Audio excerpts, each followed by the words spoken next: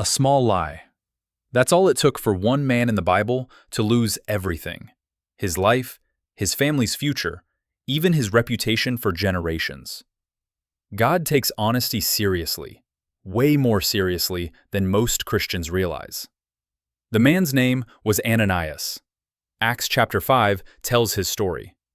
He and his wife sold a piece of property and decided to give some of the money to the church. Sounds generous, right? But here's the problem. They lied about the amount. They wanted people to think they gave everything when they secretly kept some for themselves. It wasn't the money that was the issue.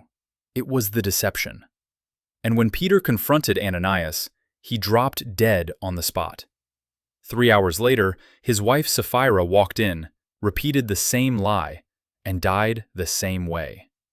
That's extreme. But it shows how God views dishonesty. It's not just a mistake, it's rebellion. Proverbs 12:22 says, "Lying lips are an abomination to the Lord." Not just wrong, not just sinful, an abomination. That's one of the strongest words in Scripture. And here's why.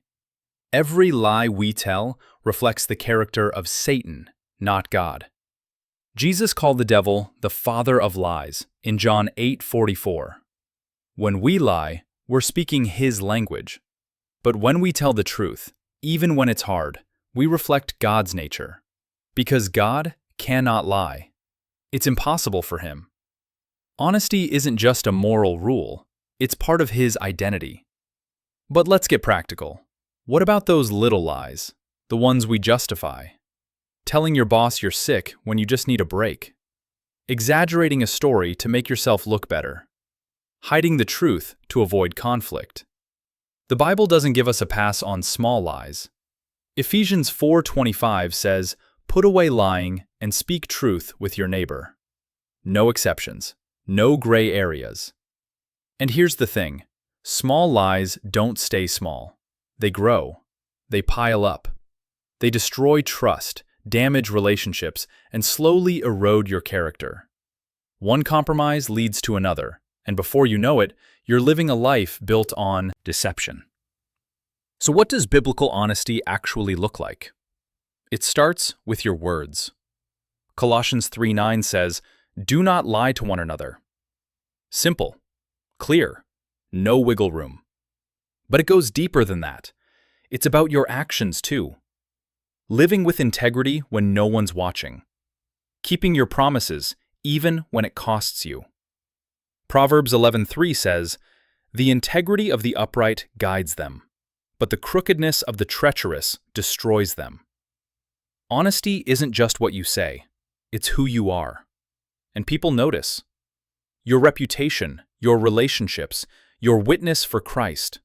All of it depends on whether people can trust your word. Here's the hard truth. Honesty will cost you sometimes. It might cost you a promotion, a friendship, your reputation. Jesus never promised that following him would be easy, but he did promise that the truth sets you free. Living in deception is exhausting. You have to remember what you said to who.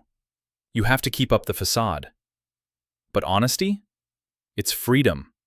It's peace. It's walking in the light instead of hiding in the shadows.